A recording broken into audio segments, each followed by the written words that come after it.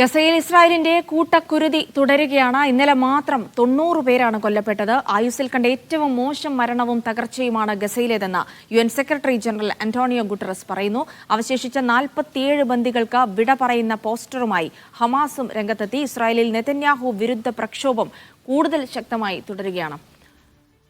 International ഡെസ്കിൽ നിന്ന് ഷബ്ന ഷെറിൻ വിവരങ്ങൾ നൽകും. ഷബ്ന, ഗസയിലെ സ്ഥിതി അങ്ങേയറ്റം ദാരുണമാണ്. അതിനപ്പുറത്തേക്ക് പുതിയ ഡെവലപ്മെന്റ്സുകൾ ഉണ്ടാകുന്നത് ഈ ബന്ദിമോചനം കൂടി ഇനി സാധ്യമാകില്ല എന്നുള്ള ചില സൂചനകൾ ഹമാസിന്റെ ഭാഗത്തുണ്ടാകുന്നുണ്ട്. ഇത് ഇസ്രായേലിൽ കടുത്ത ഒരു പ്രക്ഷോഭം, നെതന്യാഹു വിരുദ്ധ വികാരം വലിയ തോതിൽ ഉണ്ടാക്കുന്ന ഒരു സംഭവം കൂടിയാണ്. എന്തായാലും നിലവിൽ ഗസയുമായി ബന്ധപ്പെട്ട് ലഭിക്കുന്ന വിവരങ്ങൾ എന്തൊക്കെയാണ് ഷബ്ന?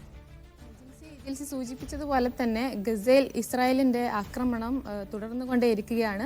ഇന്നലെ മാത്രമായി 90 പേരാണ് ഗസയിൽ കൊല്ലപ്പെട്ടത്. അതിൽ തന്നെ 76 പേര് ഗസ സിറ്റിയിൽ നിന്ന് കൊല്ലപ്പെട്ടിട്ടുണ്ട് എന്നുള്ള വിവരം കൂടി പുറത്തു വരുന്നുണ്ട്. അതുപോലെ തന്നെ മറ്റൊരു പ്രധാനപ്പെട്ട സംഗതി,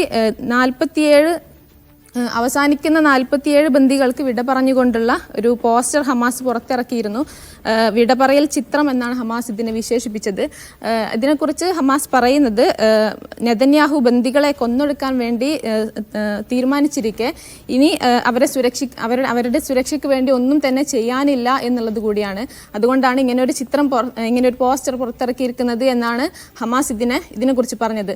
മറ്റൊരു പ്രധാനപ്പെട്ട സംഗതി, UN മേധാവി അന്റോണിയോ ഗുട്ടറസ് ഈ ഒരു ഗസയിലെ ഇസ്രായേൽ ആക്രമണത്തെക്കുറിച്ച് പറഞ്ഞത്,